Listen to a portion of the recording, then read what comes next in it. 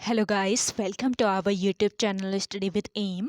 आज मैं आप सभी के लिए काफ़ी इंपॉर्टेंट वीडियो लेके आई हूँ। तो देखिए, आपके आगामी उत्तराखंड के सभी एग्ज़ाम के रिगार्डिंग आप सभी को स्टडी विद एम के द्वारा हिंदी की क्लास प्रोवाइड कराई जा रही है।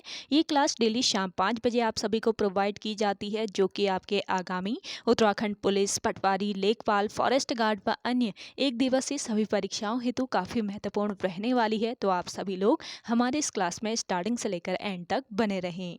और अभी तक काफ़ी सारी क्लासेस आपको हिंदी की प्रोवाइड करा दी गई हैं। तो जिन लोगों ने पुरानी क्लासेस नहीं देखी हैं, स्टडी विद एम पर प्लेलिस्ट अपडेट कर दी गई है, तो वहाँ पे आप विजिट करके अब तक के सारे क्लासेस को एक साथ देख सकते हैं। तो चलिए, आज के इस क्लास को हम स्टार्ट करते हैं। स्टार्ट करने से पहले जिन लोगों ने अभी तक हमारे YouTube channel study with M को सब्सक्राइब नहीं किया है, वो सब्सक्राइब कर लें।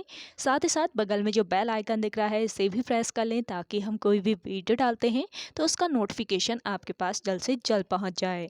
आप सभी लोग हमारे टेलीग्राम चैनल को भी ज्वाइन कर सकते हैं। ये भी स्टडी विद एम के नाम से ही बना हुआ है और टेलीग्राम चैनल पर रात को 8 बजे क्विज का भी आयोजन किया जाता है। काफ़ी इंपॉर्टेंट क्वेश्चन आपको क्विज के रूप में दिए जा रहे हैं, तो आप कोई ज्वाइन कर सकते हैं। तो चलिए, आज के इस सेशन को हम स्टार्ट करते हैं और इस सेशन का पहला क्वेश्चन है, जो स्थिर न रह सके वाक्यांश के लिए उपयुक्त शब्द है। तो देखिए, जो स्थिर न रह सके, इस वाक्यांश के लिए एक उपयुक्त शब्द हो जाएगा चलायमान, यानी कि ऑप्शन डी यहाँ पे आपका बिल्कुल करेक्ट आंसर है। अगला क्वेश्चन देखेंगे, भगवान तुम्हारा भला करे वाक्य है। ये किस प्रकार का वाक्य है, ये बताना है आपको। तो जिन लोगों को आंसर आ रहा है, आप अपना राइट आंसर लगा सकते हैं कमेंट सेक्शन में कमेंट करके। तो देखिए, भगवान तुम्हारा भला करे, ये वाक्य है इच्छात्मक वाक्य। ऑप्शन सी यहाँ पे आपका राइट आंसर हो जाएगा। देखिए, जिन वाक्यों में इच्छा, इसके अलावा शुभ कामना, इच्छा और आशीर्वाद का भाव हो, तो ऐसे जो वाक्य होते हैं, ये होते हैं इच्छात्मक या फिर इच्छावाचक वाक्य। ये ध्यान रखेंगे, जिन वाक्यों में इच्छा, शुभकामना और आशीर्वाद का भाव हो, तो ये आपके इच्छात्मक वाक्य कहलाते हैं। जैसे कि तुम सबका कल्याण हो, ऐसे ही आपका भगवान तुम्हारा भला करे, ये भी आपका इच्छात्मक वाक्य है। अगला क्वेश्चन देखेंगे, निम्नांकित में से शुद्ध वाक्य है। तो देखिए, इनमें से शुद्ध वाक्य कौन सा हो जाएगा आपका, राम को मकान खरीदना है, ये आपका बिल्कुल शुद्ध वाक्य है। ऑप्शन 20 क्वेश्चन का करेक्ट आंसर हो जाएगा। अगला क्वेश्चन देखें, वर्तनी की दृष्टि से शुद्ध शब्द है। तो देखिए, वर्तनी की दृष्टि से शुद्ध शब्द बताना है, तो यहाँ पे आपका राइट आंसर हो जाएगा प्रज्वलित। ऑप्शन सी इस क्वेश्चन का करेक्ट आंसर है। अगला क्वेश्चन देखें, आवाहन का विलोम है। तो देखिए, आवाहन का विलोम क्या होता है, विसर्जन। ऑप्शन 20 क्वेश्चन का राइट आंसर हो जाएगा। अगला क्वेश्चन देखेंगे, सूर शब्द है। तो देखिए, सूर शब्द जो है, ये क्या है, ये आपका तत्सम शब्द है। तत्सम शब्द क्या होते हैं, संस्कृत के ऐसे शब्द जिनका प्रयोग हम आज भी ज्यों का त्यों अर्थात उसी रूप में करते हैं, तो ऐसे शब्द आपके तत्सम शब्द कहलाते हैं। तो सूर जो है, ये आपका तत्सम शब्द है। आप कमेंट करके बताइएगा कि सूर का तद्भव रूप क्या हो जाएगा। ज़्यादा से ज़्यादा लोग कमेंट करके बताइएगा इसका आंसर। अगला क्वेश्चन देखेंगे, समुद्र शब्द का पर्यायवाची नहीं है। समुद्र शब्द का पर्यायवाची कौन सा नहीं है, इनमें से जलाशय। बाकी जलधि, पयोधि और उदधि, ये आपके समुद्र के पर्यायवाची हैं। तो यहाँ पे आपका करेक्ट आंसर क्या हो जाएगा, कौन सा नहीं है ये बताना था। तो जलाशय आपका करेक्ट आंसर हो जाएगा। और जलाशय के पर्यायवाची शब्दों की अगर हम बात करते हैं, तो क्या होता है, सरोवर, इसके अलावा सर, पोखरा, जलवान, सरसी, ताल और तालाब, ये सभी पर्यायवाची शब्द हैं किसके, जलाशय के। अगला क्वेश्चन देखेंगे, कमल का पर्यायवाची है। तो इनमें से कमल का पर्यायवाची बताना है, तो कौन सा हो जाएगा, इंदिवर। इंदिवर जो होता है, ये कमल का पर्यायवाची होता है। ऑप्शन सी इस क्वेश्चन का करेक्ट आंसर है। अगला क्वेश्चन देखेंगे, निम्नांकित में से तद्भव शब्द है। तो देखिए, इनमें से तद्भव शब्द बताना है, यानी कि तद्भव शब्द कौन से होते हैं, ऐसे शब्द जिनका उद्भव तो संस्कृत से हुआ है, पर वो अपभ्रंश पुरानी हिंदी से गुजरने के कारण बदल गए हैं। तो ऐसे शब्द आपके तद्भव शब्द होते हैं। तो इनमें से तद्भव शब्द आपका कौन सा हो जाएगा, नखत। नखत जो है ये तद्भव शब्द है, इसका तत्सम रूप पूछ लिया जाए आपसे तो क्या हो जाएगा? नक्षत्र। नक्षत्र जो है इसका तत्सम रूप हो जाएगा नखत का, ये आपको याद रखना है। अगला देखेंगे रामचरितमानस विभक्त है। तो देखिए रामचरितमानस विभक्त है किसमें? कांडों में विभक्त है। ऑप्शन डी इस क्वेश्चन का राइट आंसर हो जाएगा। रामचरितमानस को गोस्वामी जी ने 7 कांडों में विभक्त किया है। कितने कांडों में इनको विभक्त किया गया है ये भी पता रहना चाहिए। तो कौन कौन से ये 7 कांड है? बाल कांड, अयोध्या कांड, इसके अलावा अरण्य कांड, निष्किंधा कांड, सुंदर कांड, लंका कांड और उत्तर कांड। तो ये 7 कांडों में विभक्त किया गया है रामचरितमानस को। और छंदों की संख्या के अनुसार बाल कांड जो है, ध्यान रखेंगे छंदों की संख्या के अनुसार बाल कांड सबसे बड़ा कांड है। छंदों की संख्या के आधार पर ये आपको याद रखना है। और छंदों की संख्या के आधार पर सबसे छोटा कांड आपसे पूछा जाए तो कौन सा हो जाएगा? किष्किंधा कांड। अगला क्वेश्चन देखेंगे, किष्किंधा कांड है इसका नाम, सॉरी किष्किंधा कांड सबसे छोटा कांड हो जाएगा किष्किंधा कांड। तो ये याद रखना है आपको। अगला क्वेश्चन देखेंगे, श का उच्चारण स्थान है। तो देखिए ये वाले श का उच्चारण स्थान बताना है तो यहाँ पे आपका राइट आंसर हो जाएगा मूर्धा। इस स का उच्चारण होता है मूर्धा से। और इसके अलावा जो आपके मूर्धा से उच्चारित होने वाले व्यंजन है ये कौन कौन से हैं? तो देखिए ट वर्ग के जितने भी व्यंजन होते हैं, आपको व्यंजनों के वर्ग बताए ना मैंने, 5 वर्ग होते हैं व्यंजनों के। तो ट वर्ग के जितने भी व्यंजन होते हैं इनका उच्चारण मूर्धा से होता है। ट वर्ग के व्यंजन कौन कौन से हैं? ट, ठ, ड, ढ और अण। तो इन सभी व्यंजनों का उच्चारण कहाँ से? मूर्धा से होता है। ऐसे ही क वर्ग के व्यंजनों की बात करें तो क वर्ग में आते हैं आपके क, ख, ग, घ और अंग। तो इन व्यंजनों का उच्चारण कहाँ से होता है? ये व्यंजन है आपके कंठ्य व्यंजन, यानी कि कंठ से इनका उच्चारण किया जाता है। च वर्ग के व्यंजनों की बात करें तो च वर्ग में आते हैं आपके च, छ, ज, झ और य। तो इन व्यंजनों का उच्चारण कहाँ से किया जाता है? तालु से। ये तालव्य व्यंजन है।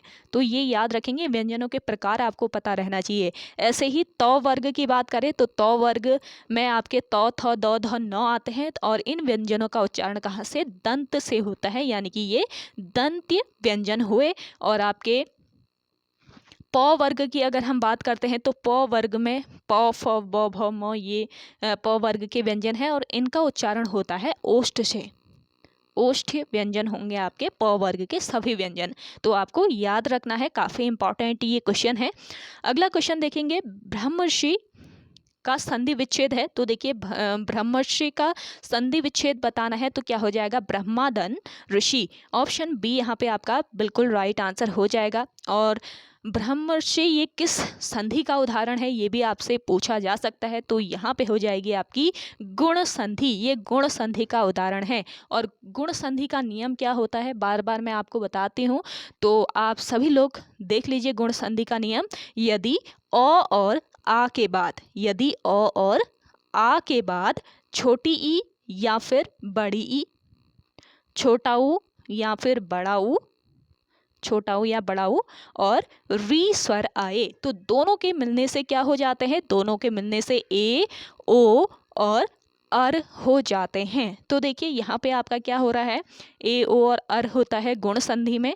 तो यहाँ पे ब्रह्मा यानी कि यहाँ पे कौन सा स्वर होगा? आ स्वर होगा। और यहाँ पे है आपका री, तो आ और री के मिलने से यहाँ पे आपका क्या बन जाएगा? अर बन जाएगा। तो अर बनता है किस संधि में? गुण संधि में। तो यहाँ पे आपको याद रखना है कि ये ब्रह्म ऋषि जो है ये गुण संधि का उदाहरण है। मोस्ट इंपॉर्टेंट क्वेश्चन है। अगला क्वेश्चन देखेंगे, व्याकरण की दृष्टि से गौ का अर्थ है। व्याकरण की दृष्टि से गौ का क्या अर्थ होता है ये बताना है। तो यहाँ पे आपका राइट आंसर हो जाएगा चलने फिरने वाला। गौ का अर्थ होता है व्याकरण की दृष्टि से चलने फिरने वाला। ऑप्शन 20 क्वेश्चन का करेक्ट आंसर है। आप सभी को ये सेशन पसंद आ रहा है तो जल्दी से लाइक कर लें। जिन लोगों ने अभी भी हमारे YouTube channel study with M को सब्सक्राइब नहीं किया है वो सब्सक्राइब कर लें। और सेशन ज़्यादा से ज़्यादा आप सभी लोग शेयर कीजिएगा अपने दोस्तों के साथ, अपने व्हाट्सएप ग्रुप्स में। कल की क्लास में काफ़ी अच्छी रीस आप लोगों ने दी है, तो आप सभी सभी से रिक्वेस्ट रहेगा ज़्यादा से ज़्यादा यूँ ही आप सभी लोग शेयर कीजिए क्लास को, और साथ ही साथ आप सभी लोगों को करंट अफेयर की क्लास प्रोवाइड कराई गई है कल, तो देख लीजिए जिन लोगों ने नहीं देखी है। और साथ ही साथ आपको कल से करंट अफेयर मिलेगी अगर आप ज़्यादा से ज़्यादा उस क्लास को फॉलो करते हैं, शेयर करते हैं एंड उसकी रीच बहुत ज़्यादा बढ़ती है, तो करंट अफेयर आपको डेली बेसिस पे प्रोवाइड करा दिया जाएगा। और आज रात को 8 बजे आपका प्रीवियस ईयर क्वेश्चन पेपर आने वाला है, तो आप सभी लोग उसके लिए तैयार रहिएगा। काफ़ी महत्वपूर्ण सेशन रहता है प्रीवियस ईयर क्वेश्चन पेपर का, तो ज्वाइन जरूर कीजिएगा रात को 8 बजे।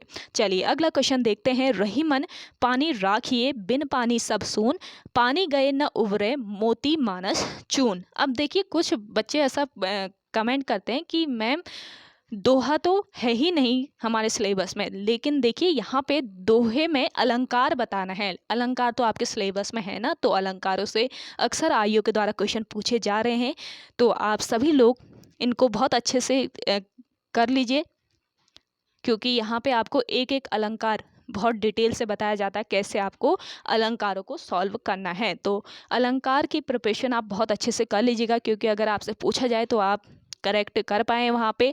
तो देखिए, रही मन पानी राखिए, बिन पानी सब सून, पानी गए न उबरे मोती मानस चून। इस दोहे में अलंकार बताना है, तो यहाँ पे आपका हो जाएगा श्लेष अलंकार। ऑप्शन डी यहाँ पे आपका राइट आंसर है। देखिए, श्लेष के शाब्दिक अर्थ की बात करें तो इसका शाब्दिक अर्थ क्या रहता है? चिपकना। चिपकना श्लेष का शाब्दिक अर्थ होता है, यानी कि जहाँ एक शब्द के अनेक अर्थ चिपके रहते हैं या एक शब्द के अनेक अर्थ जहाँ पर होते हैं वहाँ पर होगा आपका श्लेष अलंकार। अब यहाँ पे इस दोहे में अगर हम देखें तो यहाँ पर पानी, पानी जो शब्द है इसका 3 अर्थों में प्रयोग किया गया है। ध्यान दीजिएगा, पानी जो शब्द है यहाँ पर इसका होने को तो एक ही शब्द है, लेकिन इसका 3 अर्थों में प्रयोग किया गया है। पानी का पहला अर्थ मनुष्य के संदर्भ में बात करें तो इसका मतलब विनम्रता से, विनम्रता से इसका अर्थ है। पानी का पहला अर्थ मनुष्य के संदर्भ में है जब इसका मतलब विनम्रता से है। और पानी का दूसरा अर्थ आभा, तेज या फिर चमक से है, जिसके बिना मोती का कोई मूल्य नहीं है। और पानी का जो तीसरा अर्थ है वो क्या है? जल से है। तो पानी जो शब्द है इसका यहाँ पे 3 रूपों में अर्थ लिया गया है, ये आपको याद रखना है। तो जहाँ पर एक ही शब्द के अनेक अर्थ होते हैं वहाँ पे आपका हो जाता है कौन सा अलंकार? श्लेष अलंकार। तो ये आपको याद रखना है, जहाँ एक शब्द के अनेक अर्थ रहते हैं तो वहाँ पे आपका श्लेष अलंकार हो जाता है। बहुत अच्छे से आपको आ गया होगा, आई होप, ये अलंकार श्लेष अलंकार। अगर आपसे इससे रिलेट करके आईओ कोई क्वेश्चन पूछेगा, आई होप आप करेक्ट करेंगे। तो चलिए अगला देखेंगे, इनमें से आशातीत शब्द का सही अर्थ है। तो देखिए, आशातीत शब्द का सही अर्थ बताना है तो क्या हो जाएगा? आशा से परे। आशातीत का सही अर्थ हो जाएगा आशा से परे। ऑप्शन सी यहाँ पे आपका करेक्ट आंसर है। चलिए अगला देखेंगे, निम्नांकित में से किस शब्द की वर्तनी शुद्ध है? तो देखिए, वर्तनी में एक नियम ध्यान रखेंगे कि वर्तनी जिस तरीके से उसका उच्चारण होता है, यानी कि जिस तरीके से प्रोनाउंसिएशन होता है वर्तनी का, उसी तरीके से उसको लिखा जाता है। ये नियम होता है वर्तनी का, तो इसको ध्यान में रखेंगे तो आप करेक्ट कर सकते हैं। तो उच्चारण किस प्रकार से होता है? इस तरीके से, अंधिकार, वैसे ही वर्तनी लिखी जाएगी, तो शुद्ध हो जाएगा वर्तनी की दृष्टि से आपका अंधिकार। ऑप्शन सी यहाँ पे आपका राइट आंसर है। और हिंदी के जो शुद्ध शब्द हैं वो आपके अलग रहेंगे वर्तनी से, ये आपको याद रखना है। तो हिंदी का शुद्ध शब्द पूछा जाए या फिर वर्तनी का शुद्ध शब्द आपसे पूछा जाए तो आप करेक्ट कर लेंगे। अगला देखेंगे, अगर इसको आपने ध्यान में रखा तो वर्तनी में क्या होता है? जैसा ही उच्चारण होता है वैसे ही उसको लिखा जाता है, लेकिन हिंदी में ऐसा नहीं होता है। हिंदी में सही होगा तो वैसे ही उसको लिखा जाएगा। तो अगला देखेंगे, स्थानांतरित का सही अर्थ है। देखिए, स्थानांतरित का सही अर्थ क्या होता है? जिन लोगों को आंसर आ रहा है आप राइट आंसर लगाएंगे कमेंट सेक्शन में, जल्दी से आंसर करके बताएं। और आप सभी को ये सेशन कैसा लग रहा है आप कमेंट करके बताइएगा ज़रूर। तो देखिए, यहाँ पे आपका करेक्ट आंसर हो जाएगा एक स्थान से दूसरे स्थान में गया हुआ। स्थानांतरित का सही अर्थ क्या होता है? एक स्थान से दूसरे स्थान में गया हुआ। चलिए अगला देखेंगे, मिट्टी के मोल बिकना का सही अर्थ है। मिट्टी के मोल बिकना, इसका अर्थ होता है क्या? बहुत सस्ता बिकना। ऑप्शन ए यहाँ पे आपका राइट आंसर है। अगला देखेंगे, निम्नांकित में से कौन सा शब्द स्त्रीलिंग नहीं है? तो इनमें से स्त्रीलिंग शब्द कौन कौन से हैं? जलन, पुस्तक, मृत्यु, ये सभी आपके स्त्रीलिंग शब्द है, लेकिन सोना ये पुल्लिंग शब्द है, तो ऑप्शन 20 क्वेश्चन का राइट आंसर हो जाएगा। अगला देखेंगे, निम्नलिखित शब्दों में से स्त्रीलिंग छाटिए। तो देखिए स्त्रीलिंग छाट लेना है, कौन सा हो जाएगा स्त्रीलिंग इसमें से, बताइए कौन सा है? इसमें आपका स्त्रीलिंग है समझ। तो बाकी गगन, पक्षी, लोहा ये आपके कैसे हो जाएंगे? पुल्लिंग हो जाएंगे। अगला क्वेश्चन देखेंगे, इनमें से एक शब्द दुख का पर्यायवाची नहीं है। तो दुख का कौन सा पर्यायवाची नहीं है यहाँ पे? क्लेश, संताप, पीड़ा ये दुख के पर्यायवाची हैं, लेकिन पश्चाताप नहीं है। तो यहाँ पे आपका करेक्ट आंसर हो गया ऑप्शन डी। अगला देखेंगे, निम्नांकित में से कौन निबंधकार नहीं है? तो देखिए इनमें से कौन निबंधकार नहीं है ये बताना है। तो इनमें से कोई नहीं आपका राइट आंसर हो जाएगा। सभी निबंधकार हैं, सरदार पूर्ण सिंह, रामचंद्र शुक्ल, रामविलास शर्मा सभी हैं। तो ऑप्शन डी इनमें से कोई नहीं आपका राइट आंसर है। चलिए अगला देखेंगे, एरर का अनुवाद क्या होता है ये बताना है। तो आप सभी को पता ही होगा कि एरर जब दिखाता है तो इसमें क्या होता है? कोई त्रुटि होती है। तो ऑप्शन डी इस क्वेश्चन का राइट आंसर हो जाएगा। अगला देखेंगे, फाउंडर का सही अनुवाद है। फाउंडर का सही अनुवाद क्या होता है? संस्थापक, यानी कि ऑप्शन ए बिल्कुल करेक्ट आंसर है आपका इस क्वेश्चन का। तो ओके गाइस, आज के इस सेशन में इतना ही। आई होप आप सभी को आज का ये सेशन काफ़ी पसंद आया होगा। अगर आप सभी को आज का ये सेशन पसंद आता है तो इस सेशन को लाइक कीजिए, शेयर कीजिए। जिन लोगों ने अभी भी हमारी YouTube channel study with M को सब्सक्राइब नहीं किया है वो सब्सक्राइब कर लीजिए। और इसके अलावा रात को 8 बजे प्रीवियस ईयर क्वेश्चन पेपर आपको सॉल्व कराया जाएगा, तो उसके लिए आप सभी लोग तैयार रहिएगा। और आज का ये सेशन कैसा लगा कमेंट करके ज़रूर बताएं। तो चलिए मिलते हैं एक नेक्स्ट इंटरेस्टिंग वीडियोस के साथ, तब तक के लिए धन्यवाद।